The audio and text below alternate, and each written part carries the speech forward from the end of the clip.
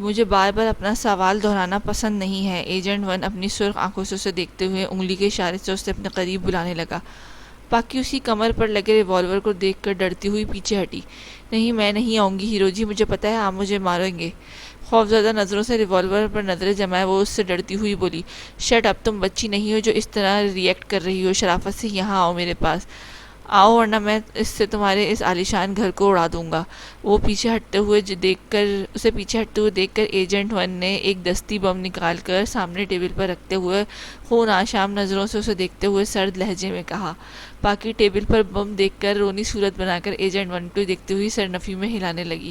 نہیں ہیرو جی، ایسا مت کریں، میں آ رہی ہوں، زور زور سے سرنفی میں ہلاتی ہوئی وہ بول رہی تھی۔ ایجنٹ ون اس کی بات پر غصے سے اسے گھورنے لگا۔ گڈ گرل، اس طرح میری باتیں مانتی رہا کرو گی نا تو بدلے میں تمہارا پیچھا چھوڑ دوں گا۔ ایجنٹ ون اسے ڈر کر مانتے ہوئے دیکھ کر لبوں پر مسکراہٹ سجا کر بولا۔ پاکی جو ڈرتی ہوئی اس کے قریب آ کر صوفے پر بیٹھ کر اس کی جسم میں لگی گولی کو شرم سے سرخ ہوتے چہرے کے ساتھ اپنے رستے ہاتھوں کو اس نے سینے پر رکھ کر ٹٹولنے لگی۔ اس کی نظریں دوسری طرف ہونے کی وجہ سے وہ اس کے وجود کو نہیں دیکھ پا رہی تھی، اسی وجہ سے اس کی گولی ڈھونڈنے میں بہت مشکل پیش آ رہی تھی۔ لیکن جب اسے اپنے ہاتھ نرم محسوس ہوئے تو اس نے شرم سے سرخ ہوتی اپنی نم آنکھوں کو اس جانب کیا تو وہ اس کی کمر سے خون بہتا ہوا نظر آیا، جسے دیکھ کر وہ نظریں ایجنٹ ون کے چہرے کی جانب بڑھا کر اسے دیکھنے لگی، جو غور سے اس کے چہرے کو دیکھ رہا تھا۔ اس کی اپنی جانب دیکھنے پر وہ اپنی نظریں تیزی سے ہٹا کر دوسری طرف دیکھنے لگی۔ ہیرو جی، آپ کو گولی کہاں لگی ہے؟ اس کی کمر پر صرف خروش کے نشان دیکھ کر وہ حیرت سے اسے دیکھتی ہوئی بولی، تم اندھی ہو کیا؟ یہ دیکھو یہاں لگی ہے۔ ایجنٹ ون نے غصیلی نگاہوں سے اسے دیکھتے ہوئے اپنے ہاتھ اپنی کمر کی جانب کر کے اسے اشارہ کرتے ہوئے بولا، ہیرو جی، یہاں تو کوئی گولی لگنے کا نشان نہیں ہے، صرف خروش ہے یہاں۔ پاکی نے اس کی کمر پر جہاں خروش کا نشان بنا ہوا تھا ہاتھ رکھتے ہوئے اس نشان پر زور دیتے ہوئے کہا۔ ایجنٹ ون اس کے زور سے دبانے پر چیخ اٹھا، لڑکی مارو گی کیا مجھے؟ وہ کراہتے ہوئے چیخ کر بولا۔ پاکی اس کی کراہنے پر ڈر کر پیچھے ہٹی۔ ہاں سوری ہیرو جی، آپ کو درد تو نہیں ہوا؟ وہ اسے چیختے ہوئے دیکھ کر سخت پریشانی سے اس کے سرخ چہرے کی طرف دیکھتے ہوئے بولی، درد دیکھ کر کہتی ہو کہ مجھے درد تو نہیں ہو رہا، آخر تم کیا ہو؟ ایجنٹ ون اس کی بات پر اسے کھا جانے والی نظروں سے گھورتے ہوئے بولا، میں ایک کیوٹ سی لڑکی ہوں۔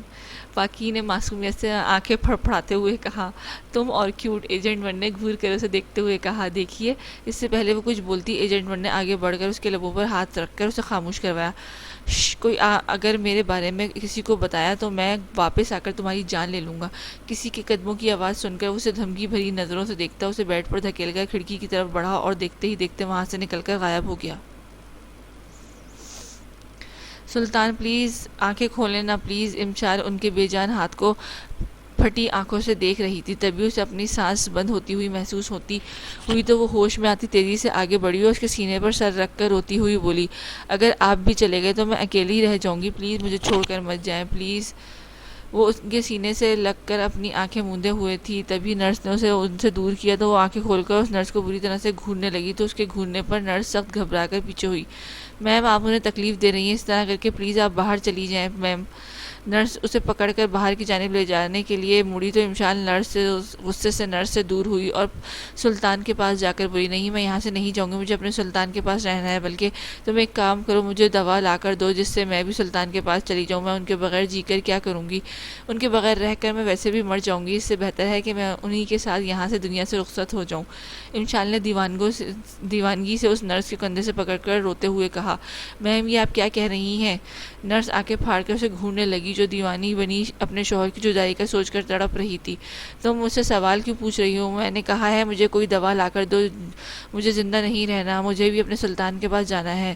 امشال نرس کے کھڑے دیکھ کر مشتعل ہو کر چیختے ہوئے بولی، میم پلیز آپ خود کو سنبھالیں پلیز۔ نرس اس کی حالت پر افسوس سے اسے دیکھتے ہوئے آگے بڑھی اور اسے کندھوں سے پکڑ کر بولی، تم مجھے دوائی نہیں دو گی؟ میں ٹھیک ہے، میں خود کچھ کرتی ہوں۔ امشال نرس کو دور کرتے ہوئی اپنی سرخ آنکھوں سے دیکھتی ہوئی کہتی روم میں کچھ ڈھونڈنے لگی۔ نرس اسے کچھ ڈھونڈتے ہوئے دیکھ کر ڈر کر اسے دیکھنے لگی۔ امشال جو پورے روم میں کچھ ڈھونڈ رہی تھی، اس کی تلاش سامنے رکھے میڈیکل کٹ پر پڑی تو وہ تیزی سے اس کی جانب بڑھی۔ اس میڈیکل کٹ سے اس نے ایک چھوٹی سی چاقو نکال کر اپنی آنکھیں بند کر کے اس چاقو کو اپنی کلائی پر رکھا۔ اس سے پہلے کہ وہ اپنی نس کاٹ لیتی تبھی کسی نے اس کی کلائی کو مضبوطی سے پکڑا۔ Are you mad? تم پاگل ہو گئی ہو کیا؟ اگر تمہیں سچ میں کچھ ہو جاتا نا تو تم نے سوچا سمجھے بغیر یہ قدم اٹھایا، میرے بارے میں سوچا بھی نہیں۔ اگر تمہیں کچھ ہو جاتا تو میرا کیا ہوتا وائفی؟ تم اگر مجھے چھوڑ کر چلی جاتی نا تو میں مر جاتا۔ امشال جو اپنی آنکھیں سختی سے بند کے چاقو پکڑے ہوئے تھی کہ اپنی نازک گردن پر اور کان کے بہت قریب کسی کی سانسوں کی گرمی کو محسوس کر کے جھٹ سے اپنی آنکھیں کھول کر اپنے پاس بہت قریب کھڑے شخص کو پھٹی آنکھوں سے دیکھنے لگی۔ سلطان آپ؟ امشال انہیں اپنے بہت قریب دیکھ کر نم آنکھوں سے اسے دیکھتی ہوئی ہکلا کے بولی، ہاں میں تمہارا سلطان، کیسا لگا تمہیں چھوٹی دنیا؟ یہ میرا سرپرائز۔ سلطان عالم شاہ نے شرارت سے اس کی چھوٹی سی ناک کو جو رونے کی وجہ سے سرخ ہو رہی تھی ہلکے سے دباتے ہوئے کہا۔ سرپرائز؟ امشال ان کی شریر نظروں اور لفظوں کو نہ سمجھ کر انہیں منہ کھول کر دیکھتے ہوئے بولی، ہاں سرپرائز، یہ سب میرا پلان تھا، کیونکہ مجھے صرف ہلکی چوٹ لگی تھی، میری کلائی کی نس نہیں کٹا تھا، اگر کٹ جاتا تو میں بے ہوش ہو جاتا، لیکن ایسا کچھ نہیں ہوا، میں بالکل ٹھیک ہوں۔ راقم جب مجھے یہاں لایا میں اس وقت بھی ہوش میں تھا اور اس وقت بھی ہوش میں تھا جب تم روتے ہوئے اپنی محبت کا اظہار کر رہی تھی۔ اسی لمحے مجھے ایک شرارت سوجی تو میں نے اس پر عمل کیا۔ گھر سے ہاسپٹل تک جو بھی ہو رہا تھا یہ سب میرا ڈرامہ تھا، میری چھوٹی دنیا، اور میرے اس ڈرامے میں میرا ساتھ راقم اور ڈاکٹر نے دیا۔ باقی گھر والوں کو میرے اس شرارت کے بارے میں کچھ نہیں پتا ہے ڈارلنگ، میں صرف تمہارے منہ سے بار بار اپنے لیے محبت کا اظہار سننا چاہتا تھا، اس لیے میں نے یہ ڈرامہ مسلسل کیا۔ جانم ایک بار پھر سے اظہار کروں نا، میرے کان پھر سے تمہارے ان گلاب جیسے نرم و نازک لبوں سے محبت بھرے خوبصورت لفظ سننے کے لیے بےتاب ہو رہے ہیں۔ سلطان عالم شاہ آنکھوں میں چمک لیے بولے، اچھا آپ کو اظہار سننا ہے؟ امشال ان کی بات پر انہیں گھورتے ہوئی دیکھ کر بولی، ہاں جانے من۔ سلطان عالم شاہ نے اسے قریب آ کر اسے اپنے قریب کر کے سینے سے لگاتے ہوئے اسے سر پر اپنے ہونٹ رکھ کر گمبھیر آواز میں کہا، آئی ہیٹ یو۔ امشال نے غصے سے ان کے کندھے پر ہاتھ مارتے ہوئے کہا، آئی لو یو جانا۔ آئی لو یو جانا۔ سلطان عالم شاہ اس کے بات پر بدلے میں محبت سے بولتے ہوئے اسے دور کر کے اس کے گالوں پر ہاتھ رکھ کر نرمی سے اپنے ہونٹوں اس کے نرم کومل ہونٹوں پر رکھ کر اس کی خوبصورت ہونٹوں کو بوسہ دے کر دور ہوئے۔ دور رہیے آپ، میں آپ سے ناراض ہوں۔ امشال ان کی گستاخی پر انہیں گھورتی ہوئی ان سے دور ہو کر غصے سے بولی، یہ تو اب ناممکن ہے جانم۔ سلطان عالم شاہ نے گمبھیر آواز میں کہہ کر اسے اپنے قریب کھینچا اور اس کے اوپر جھکا۔ انہیں اوپر جھکتے ہوئے دیکھ کر امشال نے انہیں دھکا دیا اور ان کی جانب دیکھے بغیر بھاگتی ہوئی روم سے باہر نکلی۔ ان کی اس حرکت پر وہ ان سے سچ میں ناراض ہو گئی تھی۔ اس وقت وہ ان سے دور رہنا چاہتی تھی کیونکہ اس وقت وہ سخت غصے میں تھی اور ان پر غصہ بالکل بھی نہیں نکالنا چاہتی تھی۔ یار مجھے سمجھ نہیں آ رہا کہ کون سی ڈش آرڈر کروں، یہاں تو سبھی ڈش میری فیوریٹ ہے، میرا تو دل سب ڈشز کو آرڈر کرنے کا چاہ رہا ہے، لیکن اگر زیادہ پیسے نکالے کارڈ سے تو اس ڈریکولا کو پتہ چل جائے گا کہ ہم لوگ اس وقت گھر سے باہر ہیں۔ یار تم لوگ ہی کچھ آرڈر کرو۔ سالار راجپوت کے منہ میں مینیو کارڈ میں طرح طرح کی ڈشز دیکھ کر پانی آنے لگا تو وہ اپنے اوپر ان دونوں کی نظروں کو دیکھ کر گھبراتے ہوئے جلدی سے مینیو کارڈ شاویر کی طرف بڑھاتے ہوئے بولا، میرے بھائی اس وقت مجھے کھانے سے زیادہ اس ایک حسینہ کی ضرورت ہے، کتابی کیڑے تم کچھ آرڈر کرو، میں ابھی اس حسینہ کا نمبر لے کر آتا ہوں، اگر یہ پٹ گئی تو تمہارے بھائی کی 1000 گرل فرینڈ والی خواہش پوری ہو جائے گی۔ شاہویر راجپوت کی نظر سامنے سے آتی ایک حسینہ پر پڑی تو وہ اپنی جگہ سے اٹھا اور سمیر راجپوت سے کہتا اس حسینہ کے پیچھے بھاگا، اف یہ ٹھڑکی انسان کبھی نہیں سدھرے گا۔ سالار راجپوت نے اپنے جڑواں بھائی کو گھورتے ہوئے کہا جو اس حسینہ کے پیچھے کسی پروانی کی طرح بھاگ رہا تھا، ایکسکیوز می۔ دوسری طرف شاہویر راجپوت اس حسینہ کے پاس جا کر سینہ چوڑا کر کے کھڑا ہوا اور بولا، یس۔ لڑکی جو ایک ٹیبل پر بیٹھی جوس کے سپ لے رہی تھی اپنے سامنے ایک ہینڈسم چھوٹے سے لڑکے کو کھڑے دیکھ کر مسکرا کر بولی، کیا میں یہاں بیٹھ سکتا ہوں بیوٹیفل لیڈی؟ شاہویر راجپوت نے اپنی آواز کو بھاری کرتے ہوئے کہا۔ شیور، لڑکی نے مسکراتے ہوئے کہا تو شاہویر راجپوت اجازت ملتے ہی کرسی لڑکی کی بےحد قریب کر کے بیٹھ گیا۔ بیوٹیفل لیڈی، کیا میں آپ کا نام جان سکتا ہوں؟ شاہویر راجپوت اسی بھاری آواز میں اس حسینہ سے اس کا نام پوچھنے لگا۔ یس آف کورس، کیوں نہیں، حسینہ نے دل فریب مسکراہٹ لبوں پر سجاتے ہوئے کہا۔ Thank you so much beautiful lady, تو آپ اب بتائیے نا اپنا خوبصورت نام، میرے کان سننے کے لیے ترس رہے ہیں۔ شاہویر راجپوت نے گہری سانس لیتے ہوئے بھاری گمبھیر آواز میں کہا، okay darling, my name is Maya and what's your name? حسینہ نے ایک ادا سے اپنے بال پیچھے جھٹکتے ہوئے کہا۔ بیوٹیفل نیم، شاہویر راجپوت نے مسکرا کر کہا۔ وہ حسینہ جو کرسی پر بیٹھی تھی کہ اچانک اسے اپنی جگہ سے اٹھی اور اٹھتے ہوئے دیکھ کر شاہویر راجپوت سے اپنی جگہ سے اٹھا۔ اوکے ڈارلنگ اب میں چلتی ہوں، حسینہ نے دل فریب لہجے میں کہہ کر اپنے قدم ریسٹورنٹ سے باہر کی جانب بڑھایا تو شاہویر راجپوت ساتھ چلنے لگا۔ اسے اپنے ساتھ چلتے ہوئے دیکھ کر اس حسینہ کے چہرے پر ہوائیاں اڑنے لگی۔ ایکسکیوز می بیوٹیفل لیڈی، کیا میں آپ کو آپ کے گھر تک چھوڑ دوں؟ شاہویر راجپوت نے اس حسینہ کو یہ آفر کیا۔ کیوں؟ حسینہ اس کے آفر پر ترچھی نگاہوں دیکھتے ہوئے بولی۔ کیونکہ میرے بگ برادر کہا کرتے ہیں کہ کسی بھی لڑکی کو اکیلے رات 12 بجے سڑک پر نہیں گھومنا چاہیے، اسپیشلی ریسٹورنٹ سے تو بالکل بھی نہیں۔ شاہویر راجپوت نے اس کے سلکی بالوں پر ہاتھ پھیرتے ہوئے کہا، ہو تو اتنی شرافتیں ہیں آپ میں؟ حسینہ نے طنزیہ لہجے میں کہا، ہاں مجھ میں نہیں، میرے بگ برادر میں۔ تو پہلے آپ پھر کیا میں آپ کو آپ کے گھر تک چھوڑ دوں؟ شاہویر راجپوت نے کھسیانی ہنسی ہنستے ہوئے کہا، نو تھینک یو، میرا گھر یہیں قریب ہے، اس حسینہ نے جھٹ سے کہا اور اپنے قدم ریسٹورنٹ کی ڈور سے باہر نکالنے لگی، لیکن شاہویر کے آگے آنے پر وہ ٹھہر کر اسے دیکھنے لگی۔ کوئی بات نہیں، میں اتنا بھی چل سکتا ہوں، کیونکہ ٹھرک لوگوں کا کوئی بھروسہ نہیں ہے۔ اگر کسی ٹھرکی انسان نے آپ کو دیکھ کر آپ کا راستہ روک دیا نا، تو نہ بابا نہ، میں کوئی رسک نہیں لے سکتا۔ شاہویر راجپوت ایسے فکر کر رہا تھا جیسے وہ راہ چلتی حسینہ اس کی بیوی ہو، بلکہ وہ حسینہ اس کے بات پر منہ کھلے اسے دیکھ رہی تھی۔ تبھی پیچھے سے شاہویر راجپوت کو کسی نے گردن سے پکڑا تو وہ سخت ہڑبڑا کر پیچھے مڑا تو اپنے سامنے کھڑے شخص کو دیکھ کر وہ سانس لینا بھول گیا، کیونکہ سامنے زیرون راجپوت کھڑا اسے اپنی غضبناک نظروں سے گھور رہا تھا، جبکہ وہ حسینہ سامنے اتنے ہینڈسم شخص کو دیکھ کر پتھر کی مورت بن گئی۔ اس وقت وہ تینوں ڈر کے مارے سر جھکا کر سامنے کھڑے تھے اور زیرون صوفے پر ٹانگ چڑھائے بیٹھا انہیں سخت غصے سے گھور رہا تھا۔ انہیں رات کے 12 بجے ریسٹورنٹ میں دیکھ کر وہاں ان کی کلاس لینے کے بعد جب ان کے روم میں بیٹھا ان کی کلاس لے رہا تھا۔ سجل اور پاکی جو زیرون بھائی کے غصے سے ان تینوں کو گھر میں لاتے ہوئے دیکھ چکی تھی، وہ دونوں بھی ان کے پیچھے ان تینوں کے روم میں داخل ہوئی تھی اور اب ان تینوں کی کلاس لگتے ہوئے انجوائے کر رہی تھی۔ میں نے منع کیا تھا نا تم تینوں کو گھر سے باہر نکلنے سے، تو پھر تم تینوں کیوں نکلے باہر؟ جواب دو مجھے۔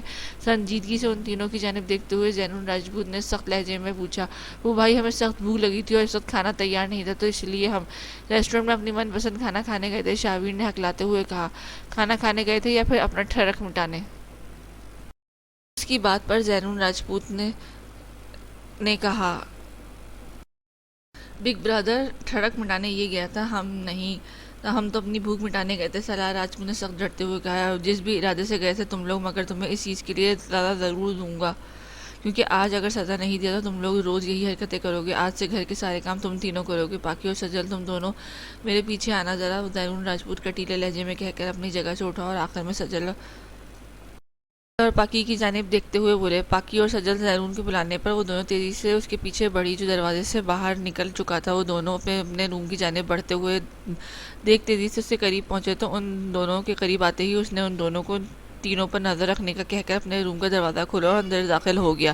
اب آئے گا مزہ۔ پاکی اور سجل زیرون راجپوت کے روم کا دروازہ بند کرنے کے بعد پیچھے مڑ کر تینوں کے روم کی جانب دیکھتے ہوئے بولی، یہ لو ہماری کیوٹ سی نیو میڈی بوائز۔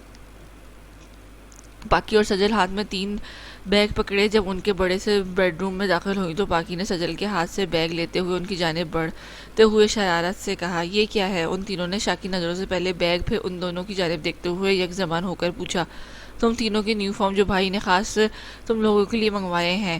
پاکی نے شریر نظروں سے ان تینوں کی جانب دیکھتے ہوئے کہا، یہ یونیفارم بھائی نے نہیں، ضرور اس پھلجھڑی نے منگوایا ہوگا ہمارا مذاق اڑانے کے لیے۔ بھائیوں، اس پھلجھڑی پہ بالکل بھی یقین مت کرنا۔ شاہویر راجپوت جو اس کی رگ رگ سے واقف تھا، اس نے تیکھے چتونوں سے اسے گھورتے ہوئے کہا، تم نے یقین نہیں کرنا تو نہ کرو، مجھے کیا، لیکن میری بات تم اس وقت ضرور سمجھو گے جب تم لوگوں کو بھائی ان برانڈڈ کپڑوں میں اپنے روم میں صفائی کرتے ہوئے دیکھیں گے تو تب تم لوگوں کی پھر سے کلاس لے گا اور تب تم اچھے سے سمجھ جاؤ گے، پچھتاؤ گے بھی کہ کیوں تم نے اپنی بہن کی بات نہیں مانی ہوں۔ پاکی نے منہ بناتے ہوئے کہا تو کلاس کا سن کر تینوں ڈرتے ہوئے آگے بڑھے اور اس کے ہاتھ سے بیگ پکڑ کر روم سے باہر نکلے۔ انہیں اس طرح کرتے ہوئے دیکھ کر سجل اور پاکی شرارت سے مسکرانے لگے۔ اب کچھ اور بھی رہتا ہے وہ بھی ہمیں بتاؤ، ہم وہ بھی کر لیں۔ تھوڑی دیر بعد جب وہ تینوں لڑکے روم میں داخل ہوئے تو جاپنیز میڈ کے سیاہ کاسٹیوم میں ملبوس شرم سے سر جھکائے ان کے سامنے کھڑے ہو کر یک زبان ہو کر بولے، ہاں ایک چیز ابھی کرنا باقی ہے، پاکی نے شرارت سے ان کی زبان دانتوں تلے دباتے ہوئے کہا۔ وہ کیا؟ تینوں نے سر اٹھا کر یک زبان ہو کر پوچھا۔ سیلفی۔ ان کے پوچھنے پر پاکی نے اپنی جیب سے شاویر راجپوت کا مہنگا سیل فون نکال کر ان کے قریب آ کر شرارت سے کہا، یہ تو میرا سیل ہے۔ وہ اس کے ہاتھ میں اپنا مہنگا سیل فون دیکھ کر شاویر راجپوت نے ہکلاتے ہوئے کہا، ہاں میرے بھائی، یہ سیل فون تمہارا ہی ہے اور یہ سیلفی میں نے صرف اسپیشلی تمہارے فیس بک پروفائل پر لگانے کے لیے لیا ہے۔ ہاں سچ میں تم لوگ بے وقوف ہو، میں نے تم لوگوں کو اتنی آرام سے بے وقوف بنا دیا اور تم لوگ بن بھی گئے۔ ہاں تم لوگ کتنے بے وقوف ہو، تمہیں لگتا ہے کہ اس طرح کے کپڑے بھائی منگوائیں گے اپنے بھائیوں کے لیے؟ ہاں تم لوگ بھی حد کرتے ہو یار۔ پاکی نے شاویر راجپوت کے سیل فون سے سیلفی لینے کے بعد فیس بک کھول کر وہ سیلفی اس کی آئی ڈی کی پروفائل پر لگاتے ہوئے کہا۔ اس کی پروفائل آئی ڈی لگانے کا سن کر شاویر راجپوت کی سانسیں تھمنے لگی۔ وہ چیختے ہوئے پاکی کی طرف بھاگا، لیکن وہ اسے منہ چڑھا کر ان کے روم سے باہر نکلی، جبکہ وہ ان میڈ کاسٹیوم کی وجہ سے شرم کے مارے باہر نہیں نکل سکا۔ یار یہ خونی ڈریکولا نے ہمارے ساتھ اچھا نہیں کیا، ہم نے صرف گھر کے کھانوں سے تنگ آ کر باہر جا کر ریسٹورینٹ میں کھانا کھایا تھا، نہ کہ ڈریکولا ڈاکہ ڈالا تھا جو اس نے ہمیں اتنی بھیانک سزا دیا ہے۔ لگتا ہے ہی نہیں کہ ہم اتنے بڑے خاندان کے چشم و چراغ ہیں۔ ہماری حالت تو اس گھر کے ملازموں سے بھی بدتر ہو گئی ہے، ان کی وجہ سے ہم ملازموں کی طرح دن رات گزار رہے ہیں۔ کبھی دیکھو، اگر ہم اتنے بڑے گھر کے عالیشان کمروں میں واش روم صاف کرتے ہیں تو نظر آتے ہیں، تو کبھی میڈ کے ساتھ کچن میں برتن دھوتے ہوئے، اور اب یہ پورے خاندان کے کپڑے دھوتے ہوئے۔ ارے یار یہ کس پہلوان کا کپڑا ہے؟ ارے یار یہ کس پہلوان کا کپڑا ہے؟ قسم سے اس پہلوان کی اولاد کے کپڑے سے تو ہماری اس پٹاخہ رانی کے 2-3 سوٹ بچ جائیں گے۔ میری بد دعا ہے اس ڈریکولا کی بھی ایک جلاد قسم کی ملے۔ وہ اس ڈریکولا خونی کی غلطی پر ساری رات پنکھے پہ اسے الٹا لٹکا کر اور پھر بار بار بٹن بند اور کھول کر کے انہیں اپنے پنکھے سے گھومنے پر مجبور کر دے، اور جب وہ رومانس کے موڈ میں ہو تو وہ بدلے میں اسے الٹا لٹا کر اسے خوب دھلائی کرے۔ قسم یہ بھی کوئی سزا ہے جو اس ڈیول نے ہمیں دیا ہے؟ سالار راجپوت نے اس سفید گھیردار شلوار کو زور سے نیچے فرش پر زور سے پٹکتے ہوئے غصے سے واشنگ پاؤڈر کا ڈبہ اس شلوار پر الٹتے ہوئے غصے سے کہا، پاگل ہو گئے ہو یار، کیوں ہماری سزا میں اضافہ کرنا چاہتے ہو؟ ہم پہلے سے ہی تمہاری بے وقوفی کی وجہ سے یہ سب کر رہے ہیں، اور یہ جس کا کپڑا ہے اگر اس پر ایک چھید بھی آیا تو وہ پہلوان وہ انسان ہمارے پورے جسم میں چھید کر دے گا۔ اسے زور زور سے فرش پر رکھ کر اس کپڑے کو پٹکتے ہوئے دیکھ کر شاویر کی سیاہ آنکھیں ڈر کے باعث پھیل کر رہ گئیں۔ ہوش اسے یاسر راجپوت کے ہلانے پر آیا تو وہ تیزی سے سامنے رکھی بالٹی کے اندر اپنے ہاتھ ڈال کر ان دونوں ہاتھ دھونے کے بعد آگے بڑھا اور سالار راجپوت کو ہٹا کر نیچے سے وہ سفید کپڑا کو اٹھا کر اسے گھورتے ہوئے بولا، جسٹ ریلیکس یار، یہ اس ڈریکولا کا نہیں ہے، کیونکہ وہ ڈریکولا صرف پینٹ شرٹ پہننا پسند کرتا ہے۔ اس گھر میں ہمارا دشمن صرف وہی، اور ہمارے جسم پر چھید کرنے کی ہمت وہی کر سکتا ہے، کیونکہ باقیوں میں ہمیں چھونے کی ہمت بالکل بھی نہیں۔ اور رہا یہ پہلوان، جو بھی ہے میں اسے دیکھ لوں گا۔ سالار راجپوت نے شاویر کے ہاتھ سے وہ کپڑا لیتے ہوئے واپس نیچے فرش پر رکھ کر زور زور سے پٹکتے ہوئے بے فکری سے کہا، ابے او یار، ہم لوگ گھر سے صرف 1 سال سے دور تھے، پورے بچپن ہم لندن میں نہیں تھے جو تم اس سب گھر والوں کو بھول گئے ہو۔ یہ کون اس طرح کا انسان ہے اور کون کیا پہنتا ہے؟ شاویر راجپوت نے سخت نظروں سے اسے گھورتے ہوئے فرش پر وہ کپڑا اٹھاتے ہوئے کہا، یار شاہ، تم نے ایسے ریئیکٹ کر رہے ہو جیسے یہ کپڑا ینگ جنریشن میں سے کسی کا نہیں، ہمارے جلاد والد گرامی کا ہے۔ یار چل کرو اور کپڑا دھونے کو انجوائے کرو۔ میں بھی جاننا چاہتا ہوں، اور تم بھی، یہ کتابی کیڑا بھی، یہ کپڑا ہمارے سویٹ بھائی شاویر کا ہے، وہی اس طرح کے کپڑے پہنتے ہیں۔ سالار راجپوت نے سکون سے اپنے جڑواں بھائی کے کندھے پر ہاتھ رکھتے ہوئے کہا، واہ کیا بات ہے برخوردار، آج تو تمہیں اپنے بھائی پر بہت زیادہ پیار آ رہا ہے۔ ذرا ہمیں بھی تو بتاؤ اس محبت کی وجہ کیا ہے جو تم اپنے بھائیوں پر لٹا رہے ہو؟ تبھی ان کے پیچھے سے غصیلی آواز گونجی، جسے سن کر سالار راجپوت سخت گھبرا کر شاویر سے دور ہوا۔ وہ اس آواز کو اچھے سے پہچانتا تھا، کیونکہ وہ آواز علی راجپوت کی تھی جو سامنے کھڑے غصے سے اپنے بیٹے کو گھور رہے تھے۔ ڈیڈو، وہ میرے بھائی سرونٹ کے حلیے میں بہت زیادہ کیوٹ لگ رہے ہیں نا، تو اسی لیے مجھے ان پر پیار آ گیا، اور جب مجھ سے میری فیلنگز کنٹرول نہیں ہو سکی تو میں خود کو ان جادو کی جھپی دینے سے روک نہیں پایا۔ سالار راجپوت ان کو مینشن کے پچھلے حصے پر اچانک دیکھ کر ہوائیاں اڑ گئی۔ وہ ہکلاتے ہوئے شاویر راجپوت اور یاسر راجپوت کی جانب اشارہ کرتے ہوئے ان سے بولا، جو کہ اس وقت پاکی اور سجل کے دیے سیاہ میٹ کے یونیفارم میں ملبوس لڑکے کم لڑکی زیادہ لگ رہے تھے، جس کی وجہ سے وہ تینوں بہت زیادہ کیوٹ لگ رہے تھے۔ شاویر اور سمیر راجپوت جو نظریں نیچے جھکا کر کپڑے دھو رہے تھے، سالار راجپوت کی رڑتی ہکلاتی آواز پر اپنی نظریں اوپر اٹھا کر اسے غصے سے گھورنے لگے، لیکن جب ان کی نظریں سامنے کھڑے علی راجپوت پر پڑی تو وہ ڈر کے نظریں نیچے جھکا کر اپنے کام کرنے لگے۔ اچھا تو برخوردار، جو تم نے مجھے نیا نک نیم دیا ہے اس کے بارے میں تم کیا کہو گے؟ سامنے کھڑے اپنے باپ کو غصے سے لال بہو کے چہرے کو دیکھ کر وہ ان کی بات پر سالار راجپوت کو 60-100 واٹ کا کرنٹ لگا تو وہ اپنے سر نفی میں ہلا کر خاموشی سے اور شرافت سے نیچے فرش پر گرے اس سفید کپڑے کو جو کچھ دیر پہلے وہ غصے سے پٹک کر دھو رہا تھا، اب اسے آرام سے اٹھا کر آرام سے اپنے اس کپڑے کو دھونے لگ گیا۔ برخوردار، میں نے کچھ پوچھا ہے تم سے، جواب دو مجھے، اور یہ تم کچھ دیر پہلے کیا کہہ رہے تھے کہ یعنی میں تمہارا والد گرامی ایک پہلوان ہے جسے کپڑوں سے گھر کی ساری عورتوں کے لیے ایک سوٹ بن سکتا ہے؟ تو اس کا مطلب تمہیں اپنا باپ جلاد کے ساتھ ساتھ پہلوان بھی لگتا ہے۔ I am right my boy. اس کی خاموشی پر علی راجپوت کو اور بھی زیادہ غصہ آیا تو وہ ان کے آگے بڑھ کر اس کے کندھوں سے پکڑ کر بولے، نہیں ڈیڈ، میں نے تو صرف ہماری پٹاخہ رانی عرف پاکی کا کہا تھا کہ اس پہلوان کے کپڑوں سے ہماری پاکی کے لیے 2-3 سوٹ بن سکتے ہیں۔ ڈیڈ آپ بھی نہ درست نہیں سنتے، آپ کے نہ اپنے کان کی ٹریٹمنٹ کروانی چاہیے کسی اچھے سے ڈاکٹر سے، کیونکہ ڈیڈ اگر آپ بھری جوانی میں پہلے ہو گئے تو موم جی کا کیا ہوگا؟ ان کا تو روم کی صفائی کرنے کے لیے آوازیں دے دے کر گلا بیٹھ جائے گا۔ اگر ایسا کچھ ہوا نا تو اس گھر میں جنگ عظیم چھڑ جائے گی۔ آپ آگے اور وہ ڈنڈا لے کر آپ کے پیچھے آئے، وہ منظر کتنا خوبصورت ہوگا۔ اس کی بات پر سالار راجپوت سخت گھبراتے ہوئے وہ بول گیا جو اسے اس وقت نہیں بولنا چاہیے تھا۔ اسے ہوش اپنے کندھے پر رکھے بھاری ہاتھ پر آیا تو وہ اپنی آنکھیں کھول کر اپنے کندھے پر رکھے اپنے باپ کے ہاتھ کو دیکھنے لگا، پھر نظریں اوپر اٹھا کر اس نے ان کی نظروں کی جانب دیکھا جو غصے سے سرخ ہو گئے تھے۔ ہوں تو برخوردار ڈنڈا لیتے ہوئے اپنی ممی کو میرے پیچھے بھاگتے ہوئے دیکھنا چاہتے ہیں؟ علی راجپوت نے اپنی سرخ آنکھوں سے اپنے بیٹے کو گھورتے ہوئے بھوے چڑھاتے ہوئے سخت لہجے میں کہا۔